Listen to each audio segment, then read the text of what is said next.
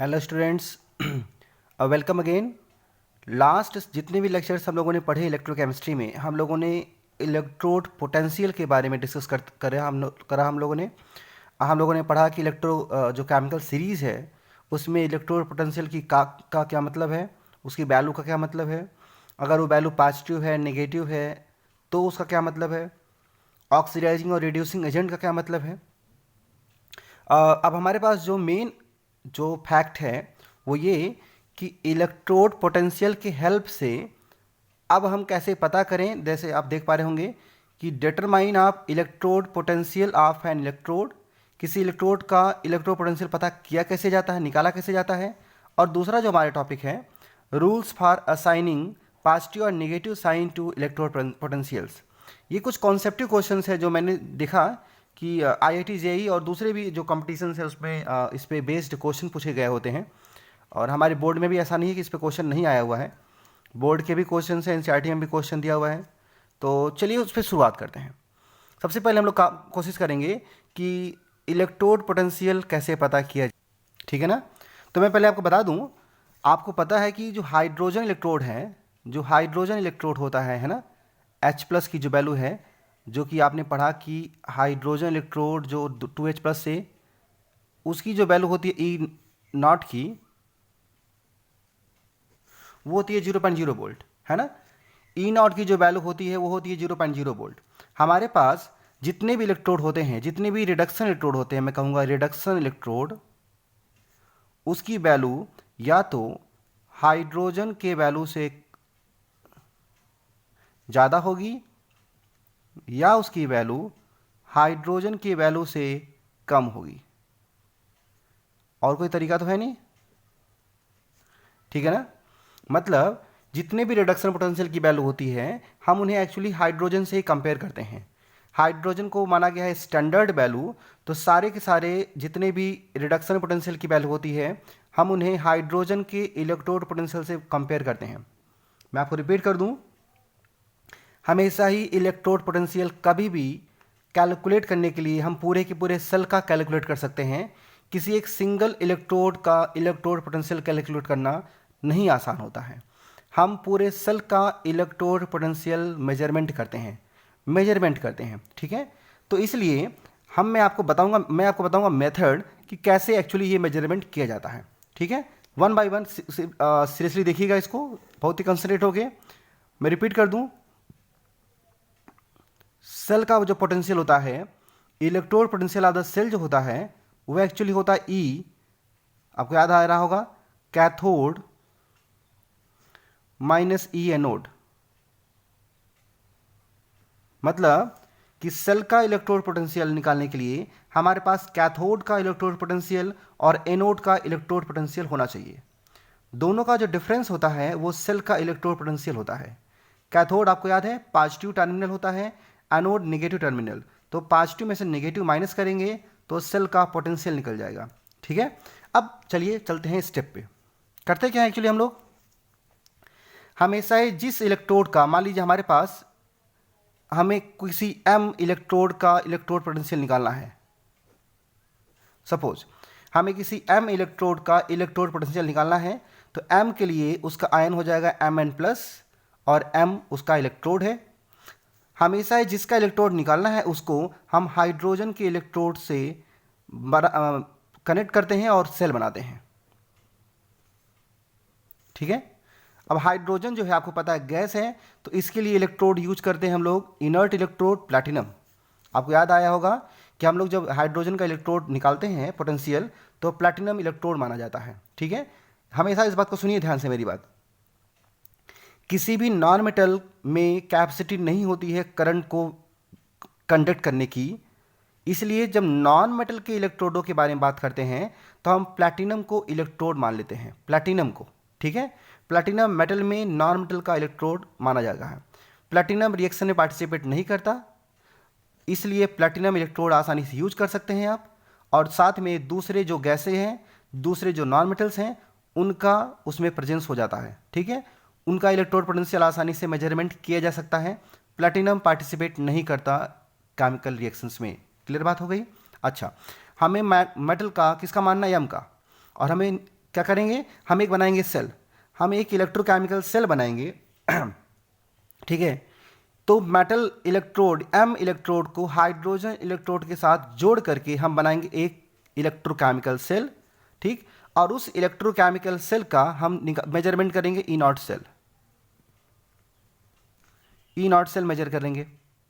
अब कहेंगे सर ये ई नॉट सेल कैसे मेजर किया, जब इन दोनों को आप लगाएंगे तो गैलोनोमीटर की जो रीडिंग होगी, जो गैलोनोमीटर की रीडिंग होगी वही ई नॉट सेल की वैल्यू हो जाएगी। क्या हो जाएगी, ई नॉट सेल की वैल्यू। तो ई नॉट सेल की वैल्यू ऑब्जर्व निकाल ली जाएगी, मतलब कि बिना फार्मूले का यूज किए ई नॉट सेल गैलोनोमीटर की हेल्प से आप निकाल लेंगे रीडिंग, ठीक है। ई नॉट सेल की वैल्यू कहाँ से आएगी, रीडिंग से आएगी, ठीक। अब करते क्या हैं, हम करते ये हैं कि E naught cell equal to E cathode minus E anode करते हैं, E cathode minus E anode करते हैं। अब इसमें दो कंडीशन बनेगा, दो कंडीशन बनेगा, कौन कौन सा, पहला कंडीशन कि जब ही आप सेल को इन दोनों को मिला के सेल बनाएंगे तो कोई एक कैथोड की तरह एक्ट करेगा, कोई एक एनोड की तरह एक्ट करेगा, उस सेल में दिखाई देगा, सेल में दिखाई देगा कि करंट किधर से फ्लो हुआ, फ्लो ऑफ करंट दिखाई जाता है, दिखता है। तो गैलोनोमीटर की जो निडल की डिफ्लेक्शंस हैं उसके हेल्प से हम सेल में करंट का फ्लो देख लेते हैं। करंट के फ्लो से पता चल जाता है कि इसमें कौन कैथोड है कौन एनोड है, ठीक। अगर मान लीजिए ये कैथोड की तरह एक्ट किया, अगर मेटल ने कैथोड की तरह एक्ट किया तो ये एक्ट करेगा एनोड की तरह। और इस तरीके से जो ई नॉट सेल की जो भी वैल्यू आएगी, ई नॉट सेल की वैल्यू मान लीजिए आ गई एक्स, ठीक है, एक्स वोल्ट आ गई, तो ई नॉट कैथोड माइनस इसकी पूरी वैल्यू क्या होगी, जीरो हो जाएगी, क्योंकि इसकी जगह पे हाइड्रोजन रहेगा। तो ऐसे में सेल का पोटेंशियल ही कैथोड का पोटेंशियल हो जाएगा, सेल का पोटेंशियल ही कैथोड का पोटेंशियल हो जाएगा। ध्यान रखिएगा, मेरी बात सुनिए ध्यान से, मैं एक बार अभी रिपीट करूंगा, दूसरा कंडीशन भी देख लीजिए पहले।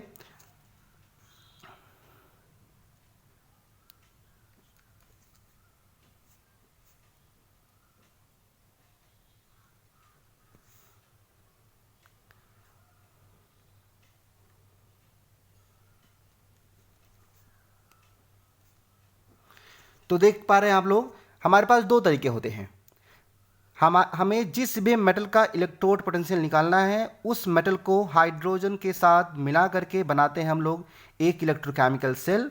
इलेक्ट्रोकेमिकल सेल में हम लोग उस पूरे सेल का गैलोनोमीटर की हेल्प से रीडिंग पता करते हैं। रीडिंग जो होता है वो सेल का पोटेंशियल होता है। सेल के पोटेंशियल को जब मेजरमेंट हो जाता है तो हमारा फार्मूला होता है कैथोड माइनस एनोड। अब हम ये देखते हैं कि जो इलेक्ट्रोड हमने माना है वो कैथोड की तरह एक्ट कर रहा है कि एनोड की तरह एक्ट कर रहा है। अगर वो कैथोड की तरह एक्ट करेगा तो एनोड कौन हो जाएगा, हाइड्रोजन। और अगर मेटल हमारा एनोड की तरह एक्ट किया तो हाइड्रोजन क्या हो जाएगा, कैथोड, ठीक है। हाइड्रोजन जहां भी जाएगा उसकी वैल्यू जीरो हो जाएगी, इसलिए जो सेल की वैल्यू है, जो सेल का पोटेंशियल आएगा, पूरे के पूरे मेटल का पोटेंशियल निकल के आएगा। बस साइन कन्वेंशन का डिफरेंस आएगा। अगर हमारा डिजायर्ड इलेक्ट्रोड कैथोड की तरह एक्ट किया तो उसकी वैल्यू पॉजिटिव बनी रहती है, लेकिन अगर हमारा डिजायर्ड इलेक्ट्रोड एनोड की तरह एक्ट किया तो आप देख पा रहे हैं यहाँ माइनस साइन है, तो ऐसे में एनोड का साइन माइनस होने की वजह से हमारा इलेक्ट्रोड पोटेंशियल भी नहीं चला जाएगा नेगेटिव में, ठीक है। तो आप देख पा रहे होंगे हाइड्रोजन के रिस्पेक्ट में, दूसरा जो हमारा टॉपिक है उसी पे रिलेटेड है, आप उसी को एक साथ देखिए। हाइड्रोजन के रिस्पेक्ट में, ठीक है, अगर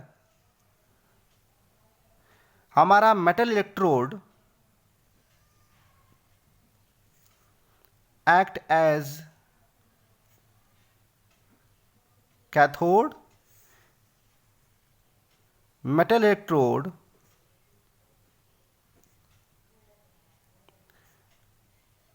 act as एनोड, ठीक है।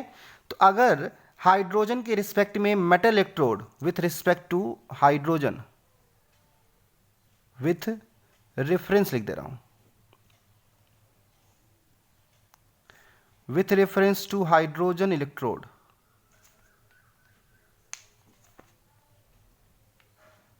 so with reference to hydrogen electrode अगर हमारा मेटल इलेक्ट्रोड कैथोड की तरह एक्ट किया तो साइन कन्वेंशन क्या लेंगे हम लोग, पॉजिटिव, क्या लेंगे, पॉजिटिव, जैसे कि ऊपर आपने देखा।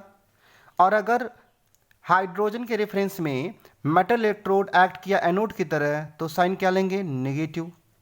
सो साइन कन्वेंशन इंडिकेट करता है कि हाइड्रोजन के रेफरेंस में हमारा इलेक्ट्रोड कैथोड है या एनोड है। कैथोड होगा तो पॉजिटिव, एनोड होगा तो नेगेटिव। ये हुआ आज का हमारा कॉन्सेप्ट, ठीक है। प्रॉब्लम नहीं होगी, हम लोग न्यूमेरिकल लगाते हैं। मैं न्यूमेरिकल लगा के आपको दिखाता हूं कि एक्चुअली ये कैसे एक्ट करता है, कैसे एक्ट करता है, न्यूमेरिकल लगा के दिखाता हूं। मान लीजिए एग्जाम्पल के लिए हमें कॉपर का इलेक्ट्रोड पता करना है, ठीक है। कॉपर इलेक्ट्रोड का पोटेंशियल पता करना है। तो जब कॉपर इलेक्ट्रोड का पोटेंशियल पता करना रहेगा तो हम कॉपर का इलेक्ट्रोड लेंगे और उसको हाइड्रोजन इलेक्ट्रोड के साथ जोड़ेंगे। किसके साथ जोड़ेंगे, हाइड्रोजन इलेक्ट्रोड के साथ, ठीक है। हाइड्रोजन की वैल्यू आपको पहले से पता रहती है, 0.00 वोल्ट होती है। कॉपर के इलेक्ट्रोड को हाइड्रोजन के इलेक्ट्रोड के साथ जोड़ के बनाएंगे एक इलेक्ट्रोकेमिकल सेल, ठीक है। अब इलेक्ट्रोकेमिकल सेल में ये निकाला जाता, देखा जाता है ऑब्जर्व्ड, क्या क्या ऑब्जर्व होता है। आप हम जब इसको जोड़ते हैं तो देखते हैं कि ई नॉट जो सेल की वैल्यू है, ई नॉट सेल की वैल्यू आती है 0.34 वोल्ट। कितनी आती है, ई नॉट सेल की वैल्यू 0.34 वोल्ट। उसके अलावा क्या पता चलता है, उसके अलावा पता चलता है कि कॉपर का जो इलेक्ट्रोड है वो एक्ट कर रहा है कैथोड की तरह। जब सेल बनाते हैं तो प्रैक्टिकली इस बात को देखा जाता है कि कॉपर कैथोड की तरह एक्ट कर रहा है और पूरे सेल का पोटेंशियल गैल्वेनोमीटर में रीडिंग की हेल्प से, जो रीडिंग हमारी आती है उसके हेल्प से 0.34 वोल्ट है। जब दो चीज़ें हम लोग पता कर लेते हैं, ऑब्जर्व कर लेते हैं, तो हम लोग ये देखते हैं कि अगर ई नॉट सेल की वैल्यू हमको पता है, E naught cell equal to E naught cathode होता है माइनस ई नॉट एनोड होता है। तो अगर सेल का पोटेंशियल रीडिंग में 0.34 वोल्ट है तो 0.34 वोल्ट यहां रखेंगे। कैथोड की जगह पर रखेंगे हम लोग कॉपर, कि कॉपर कैथोड की तरह एक्ट कर रहा है, और ई नॉट एनोड की जो वैल्यू हो जाएगी वो 0.0 वोल्ट हो जाएगी। तो ऐसे में कॉपर का इलेक्ट्रोड पोटेंशियल क्या हो जाएगा, प्लस 0.34 वोल्ट, पॉजिटिव आ जाएगी।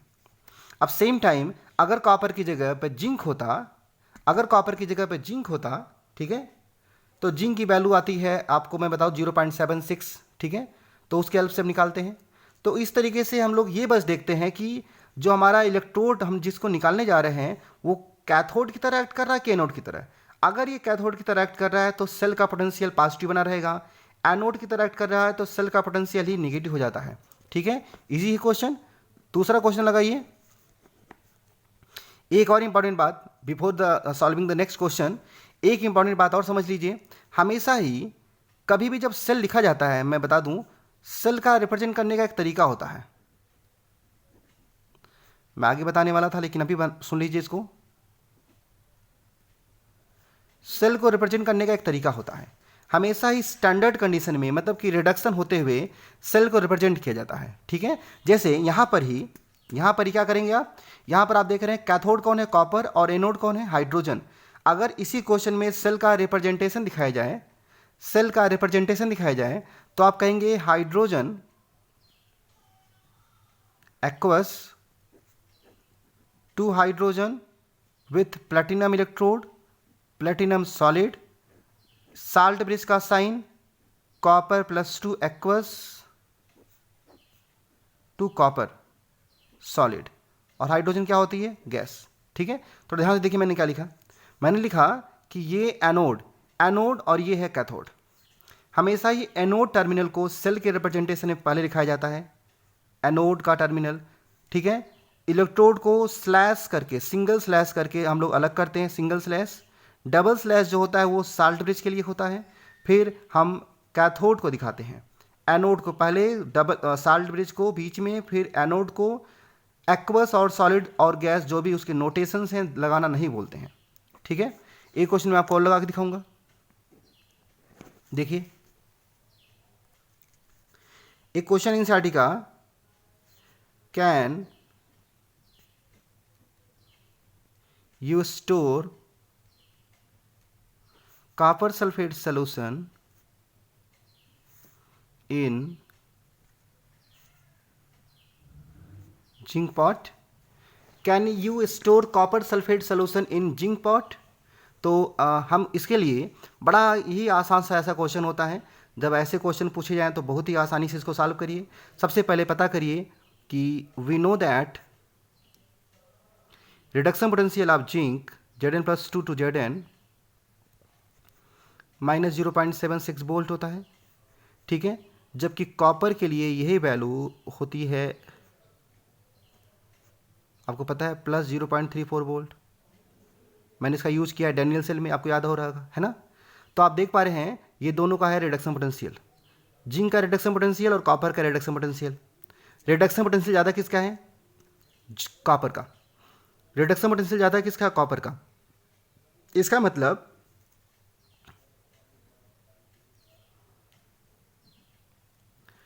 रिड्यूस और ऑक्सीडाइज होने की टेंडेंसी किस में अंदर है? करने की नहीं, होने की, ठीक है। रिड्यूस होने की टेंडेंसी किस में है? Cr+2 में। और ऑक्सीडाइज होने की टेंडेंसी किस में हो गई? कॉपर में हो गई, ठीक है। मतलब कि जिंक, चूंकि जिंक का रिडक्शन पोटेंशियल कम है तो वो उसका ऑक्सीडेशन होगा। कॉपर का रिडक्शन पोटेंशियल ज़्यादा है तो उसका होगा रिडक्शन। और यहाँ पर आप लिखेंगे 2 इलेक्ट्रॉन और यहाँ पे 2 इलेक्ट्रॉन निकलेगा। जब आप इसको सम करेंगे तो आप कहेंगे zinc plus Cr+2 gives out copper plus जिंक+2। मतलब कि अगर कॉपर सल्फेट का सलूशन जिंक के पॉट में रखा जाएगा तो जिंक कॉपर सल्फेट से कॉपर को सब्स्टिट्यूट कर देगा और वो पूरा का पूरा सलूशन क्या हो जाएगा? खराब, मतलब कि चेंज हो जाएगा। ऐसे में हम कहेंगे can not store, can't store. Store क्यों नहीं कर सकते? Because zinc can displace copper ion from copper sulphate solution. क्यों? Because zinc has oxidising power, so zinc can oxidise copper ion in from the copper sulphate solution, ठीक है। Solve हो गया। एक क्वेश्चन हम लोग और लगाएंगे, हमारे पास एक रिएक्शन है जिंक का ही, जिंक प्लस 2Ag सिल्वर का रिएक्शन आप देख पा रहे हैं। That will change into zinc +2 और 2Ag। इसमें कुछ वैल्यू दी गई है, E0 की वैल्यू दी गई है।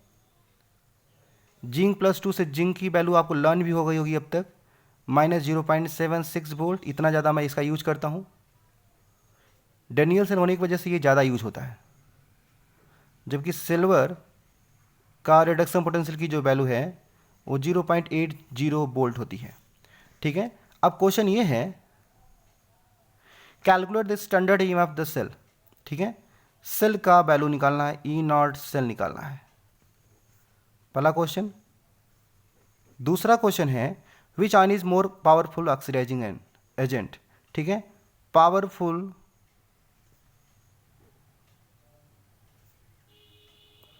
Oxidising agent, oxidising agent powerful कौन है? ध्यान रखिएगा, पूछा हुआ है आयन।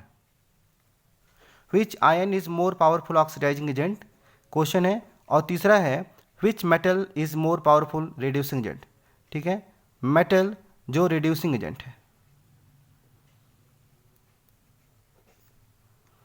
तो हमें पता करना है ऊपर के रिएक्शन को देख के कि powerful metal reducing agent, powerful ion oxidising agent और E0 सेल की वैल्यू।